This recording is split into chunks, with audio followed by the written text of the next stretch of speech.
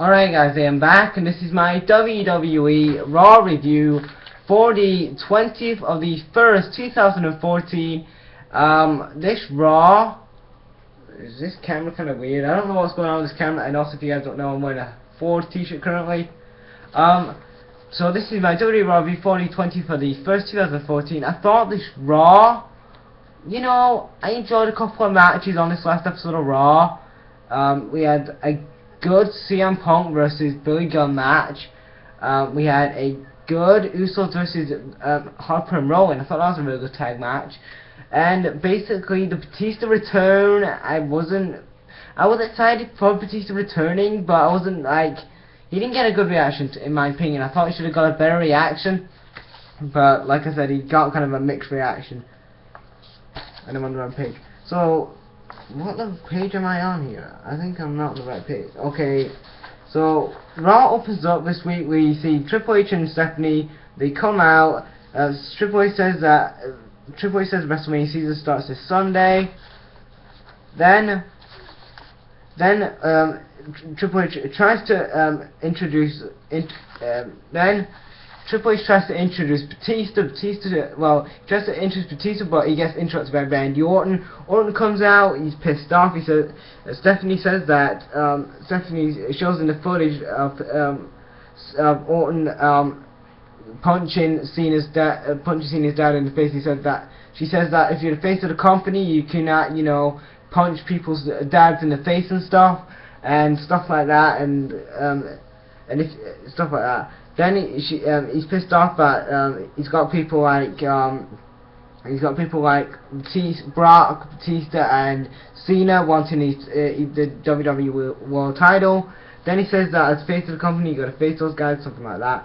Then Orton says that he's going to face. Triple H says the main event is going to be Orton versus Kofi. Then Batista comes out. He says that. Batista comes out and says that he's going to win the Royal Rumble and he's going to main event WrestleMania one more time. So it kind of looks like after WrestleMania we might have a Batista and Orton feud, but I do really want Batista. I don't want Batista to face a guy he's already faced at WrestleMania. I would rather Batista face a guy that he's never faced before. Guys like maybe Brock Lesnar, but I don't see Brock versus Taker this year. But like I said, I hope Batista doesn't face a guy that he's faced already at WrestleMania. I don't want him to face John Cena again, and I don't want him to face somebody like Randy Orton. Like if you are gonna have Batista, have him face a big name at WrestleMania, like a Brock Lesnar, because like a Brock Lesnar Batista, that is gonna draw buy rates. Have Batista in a new feud. Let him work with some young guys and let him work with some different main eventers. That is what I would have Batista do in WWE. So the first match tonight was a 6-man tag match. It was Big E and Brotherhood versus The Shield. This was a good way to start off Raw. I enjoyed this match. Roman Reigns hits a Superman punch in midair. Then Cody before that hits a disaster kick on Reigns, and he sold it like hell. He was like dazed and confused. I enjoyed that, how he did that, how he sold the move. Then Rollins gets his hot tag in, something like that. Then Big E and Rollins get the tag in, and Rollins hits the stomp for the win. I thought this was a really good fast pace. I thought this was a really good way to start off Raw. And the announcement on the pre-show is going to be Brotherhood versus the New Age Outlaws. So yeah, I would like to see this on the card. Why could they not put the tag team title match on the card? And one thing about the tag team, about the New Age Outlaws getting a tag team title shot. How did they get a tag team title shot? I know that they beat the tag team champion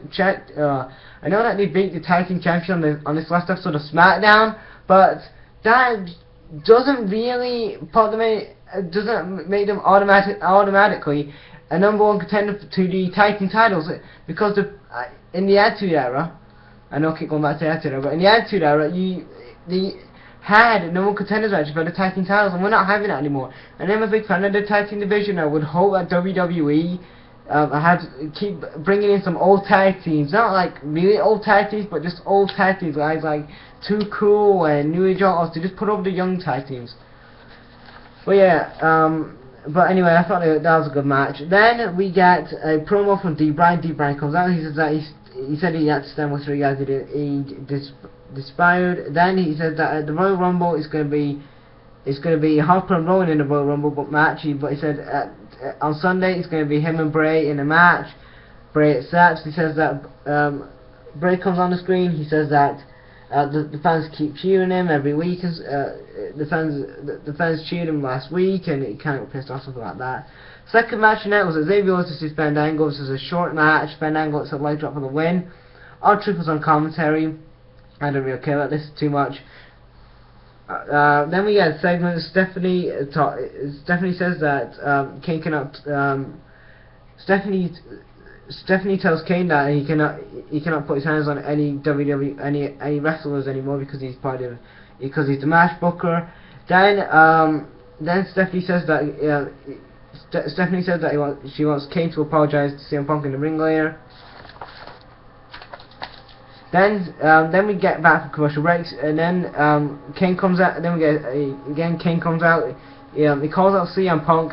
One thing I do want to mention before we get into this segment is, why has Kane got red light? Why has he still got the red lighting? Like, I don't get why has Kane still got red lighting.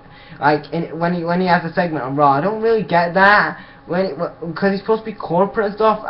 He's not like the Red Monster anymore. He's supposed to be like corporate, I thought. So why has he got like red lighting? I don't really get that, but that's kind of odd. But anyway, Kane calls out CM Punk. Kane says that he apologizes, and then Kane says that last week on SmackDown he saved Punk's ass from Kane says that last week on SmackDown he saved 5 guys kicking his ass last week.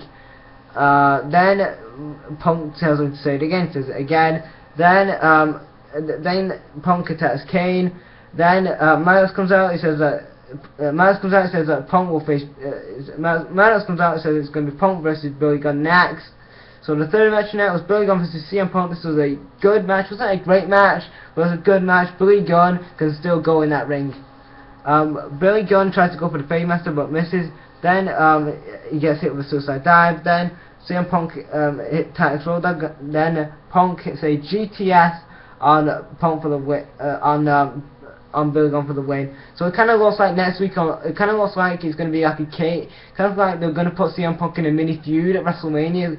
So it kind of like it's going to be CM Punk versus Kane at Elimination Chamber, something like that. And then because it looks like we know it's going to be Triple H versus CM Punk at WrestleMania. We know that they're building it up to that match, but it kind of looks like slowly that CM Punk is going to face every single member of the Authority except from Stephanie. So it's probably next week he's probably going to face Road Dogg. Then at Elimination Chamber he's probably going to face Kane. Then he's going to eventually face Triple H at WrestleMania. That's how I think this feud is going to go. Then the fourth match of the night was Del Rio versus Rey Mysterio. Really good match. These guys have great chemistry. We know that these guys have great chemistry. They've had great matches in the past. So this match was no different. Del Rio throws Mysterio onto the steps. Mysterio then hits a 619 on Del Rio, hits a splash on Del Rio, then he gets the ropes, then Del Rio hits a super kick and puts him in the crossover bar for the win. Then after the match, Batista comes out and hits a Batista bomb on Del Rio. Then we see a segment, Big Show says that he never liked Brock Lesnar, and then he mocks Paul Heyman's voice. He actually did kind of sound kind of funny when he did Paul Heyman's voice. Then Heyman comes out with a mic, but he doesn't really say anything. Lesnar comes out, but then they walk to the ring, but then they go back. Then they walk backstage.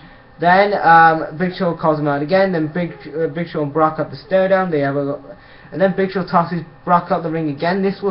I didn't really like this, but it kind of looks like Brock's going to win it at Royal Rumble, which is good. I don't want Big Show to win anyway, but so Big Show did look strong at the show, so I'm going to say Brock is going to win, which is good on Sunday. But anyway,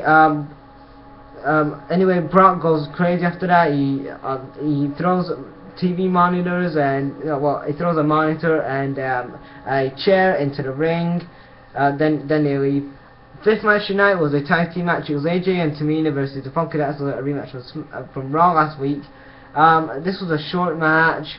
One of the Funkadactyls rolled up AJ for the win. It was an okay match. I didn't really care about it too much.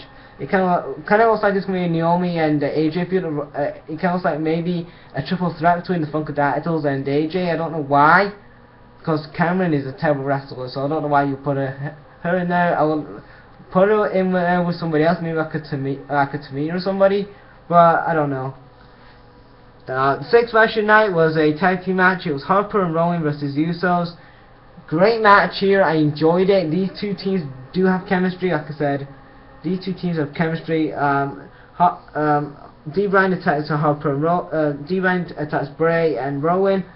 Then Harper and one Usos are in the ring. Harper is a slam, is a body slam on one Usos. The Usos kick out. Then Usos hits rolls, and then Harper gets distracted by D. Bryan attacking Bray. Then one Usos roll up Harper for the win. This was a real good match. Then the seventh match here tonight was Kofi versus Orton. A okay match. Wasn't better than the match he had last week, but it was an okay match. Orton tries to DDT Orton DDTs Kofi off the ropes. Then we see this camera backstage, and Cena's running to the arena. He attacks Orton, so it means Orton wins by DQ. Then so I bet Kofi was kind of like pissed off backstage. He was probably going, "You fucker, you fucking cost my match." Like he was probably pissed off that like Cena like attacked Orton because like that's his push over. Well, like whatever. But anyway, like I said, then Orton runs into the crowd. Then Cena and Orton brawl in the crowd a bit. Cena tries to Orton like I think off the like Cena and Orton in the crowd, but I think Cena was trying to Orton off like a concession stand or something. I don't know. Then Orton runs up the stairs again. Then they brawl around for a bit. Then Orton attacks Cena. Then he runs off. He goes into this car, and then he drives away. Then Cena goes back in the arena, shakes a couple of fans' hands, and that's how we ended the show. I thought Raw this week was a pretty good show. I thought it was a pretty good show. I didn't think it was a great show.